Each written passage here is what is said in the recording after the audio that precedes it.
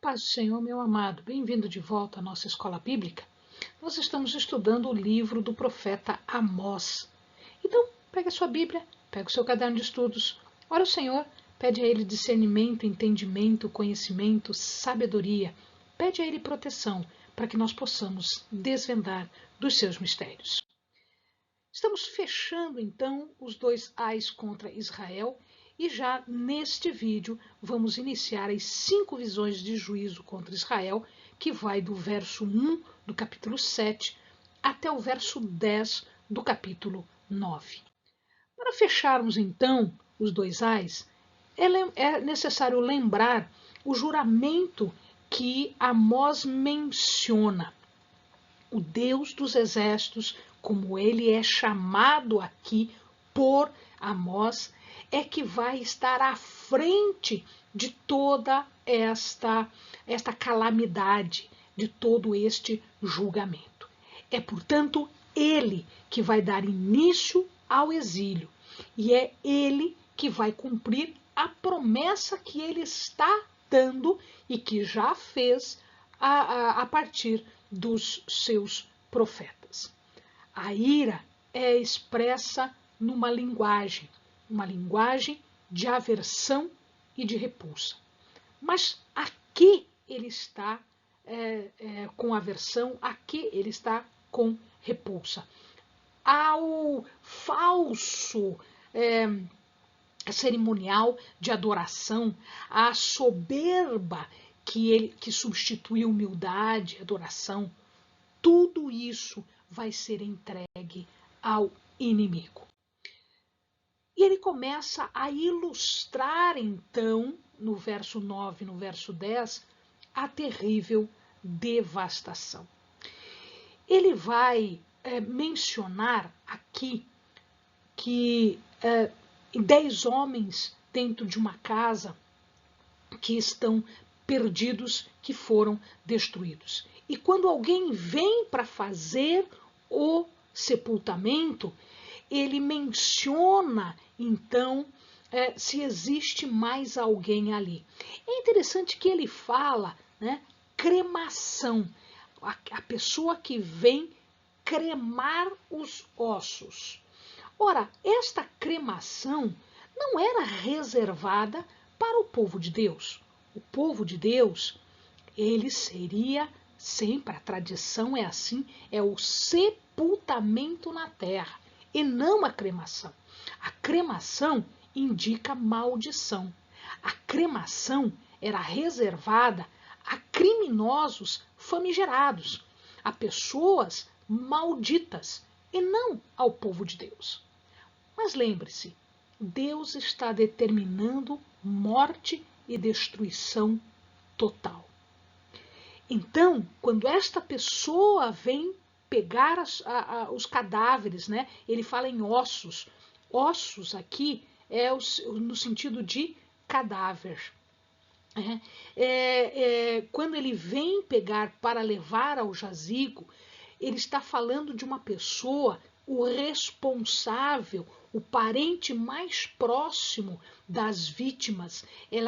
Era ele quem tinha a incumbência de não só cuidar do jazigo, porque o local de sepultamento fazia parte dos bens da família e, portanto, era o parente mais próximo da vítima que tinha que fazer isso. E ele tinha que também cuidar, era da responsabilidade dele cuidar disso.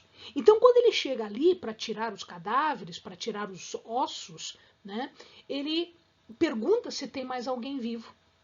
E a pessoa diz, cala-te. Cala-te para que Deus não ouça. A lição aqui é que o local da morte está tomado pela presença terrível de Deus. Um Deus que veio não como auxiliador, mas um Deus que veio como juiz.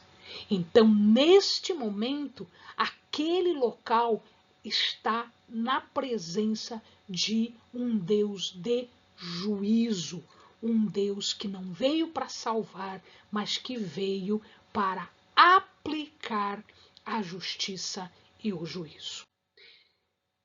E aí de novo, o anúncio da invasão. E ele fala em relação a algumas questões interessantes.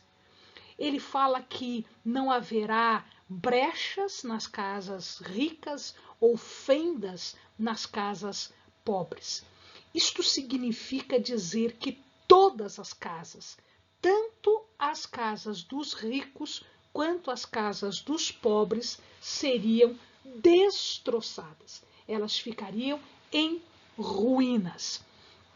Alguns estudiosos dizem que isto não é efeito de invasão, mas que é efeito de terremoto. Então, muito provavelmente nós temos mais um componente da justiça de Deus aqui, que seria o terremoto, que nós já havíamos mencionado e que o profeta já havia falado em porções anteriores. Pois muito bem, e aí ele fala em cavalos arando lugares íngremes, pedregosos,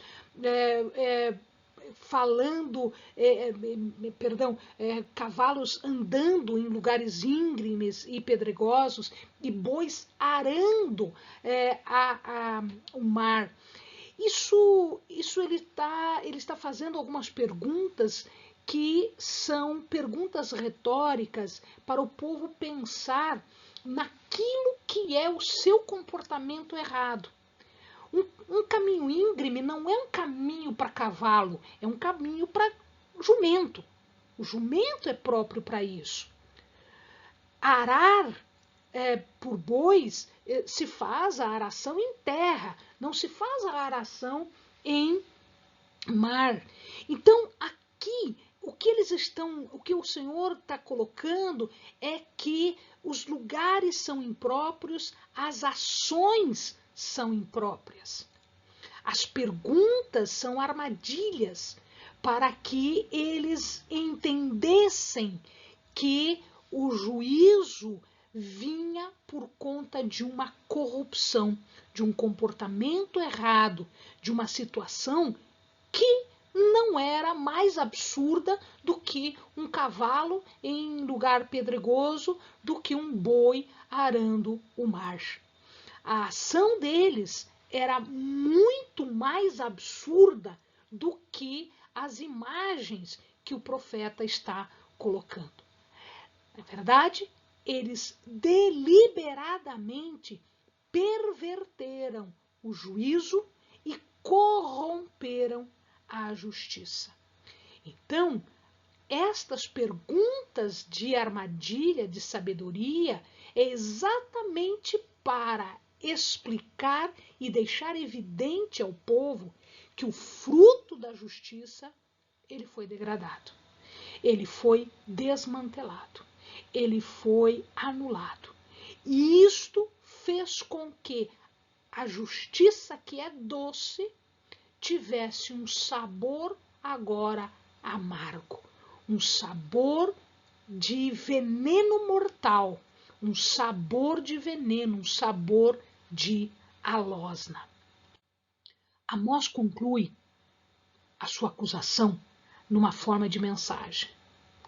Eles se ufanam, eles se orgulham, eles têm bastante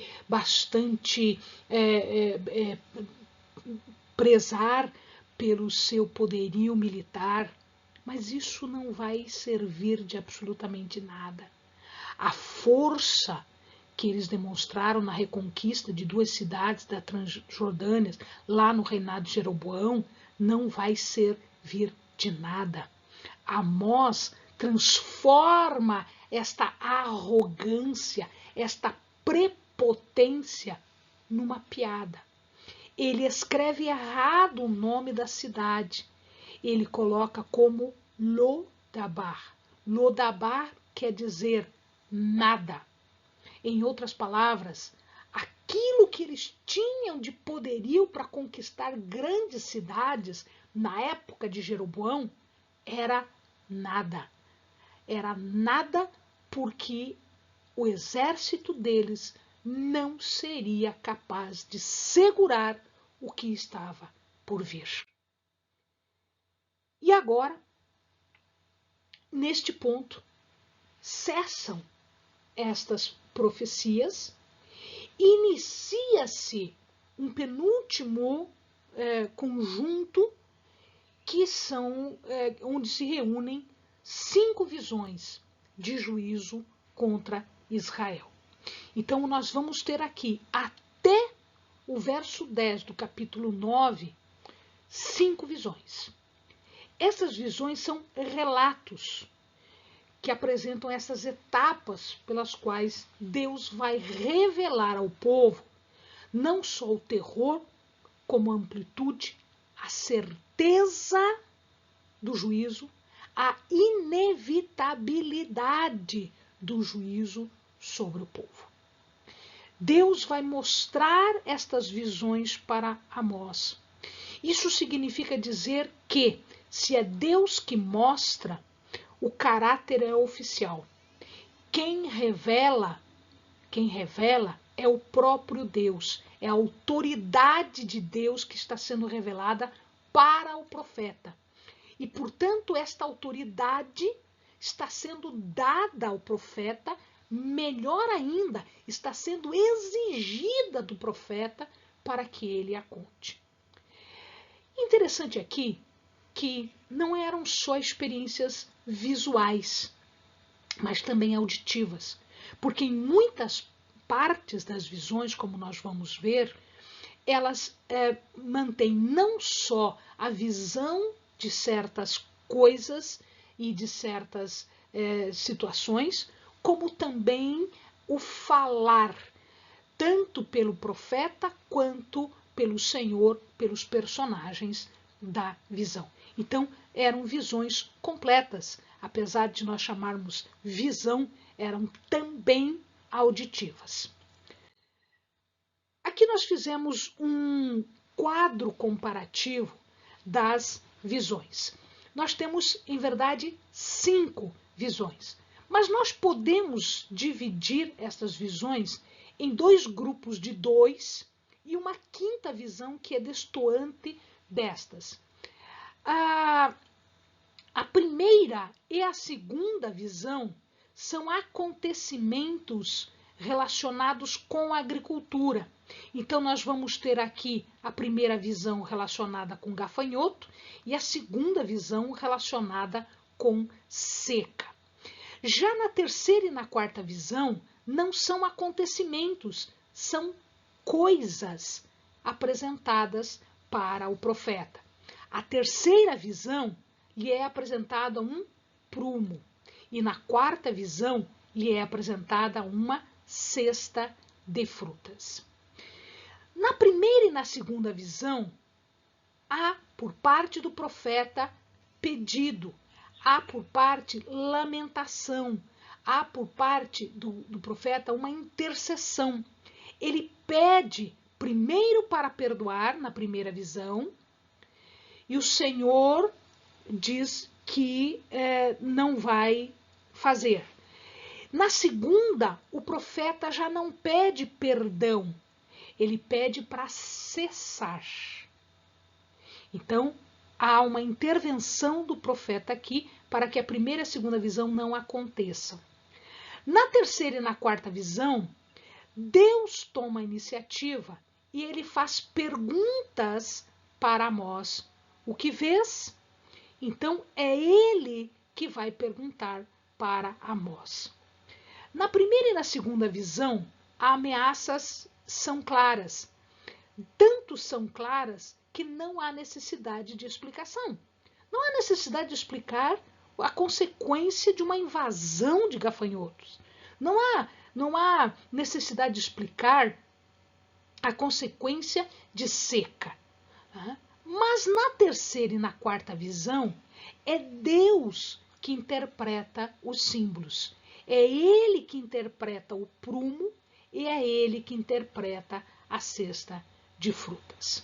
Portanto, aqui nós vamos ter, num primeiro momento, Amós intercedendo, na primeira e na segunda visão, e na terceira e na quarta visão, Amós não intercede mais, mas Amós ele vai agora apenas chamar a atenção do ouvinte para os objetos que são apresentados. Na primeira e na segunda visão, Deus cede à insistência de Amós, prometendo que aquilo não iria acontecer. E isso só acontece na primeira e na segunda visão. Na terceira visão, não há uma palavra de intercessão como nós vimos. A quarta também não tem. Amós já sabia, pelo prumo, ele já sabia que o tempo de misericórdia tinha passado e, portanto, ele nem pede mais o perdão. A terceira visão só contém uma ameaça de julgamento e o fundamento para que esse julgamento acontecesse. Na quarta visão, ele apresenta uma proximidade, inevitabilidade do julgamento. O julgamento vai acontecer. Então, Amós nem perde mais tempo pedindo perdão, porque ele sabe que isso já não iria acontecer. O que acontece aqui é uma semelhança verbal, uma semelhança de palavras entre cais, que é cesto de frutos de verão, né? E ques, cais e ques, que quer dizer fim. Então, o cesto de frutos, o cais, está simbolizando o ques, o fim. Finalmente, a quinta visão, que nós não vimos antes, o conteúdo ele é basicamente auditivo, porque na quinta visão é a ordem do Senhor para a destruição do santuário e a sua promessa de perseguir os fugitivos. Nós não temos nenhum tipo de diálogo aqui na quinta visão.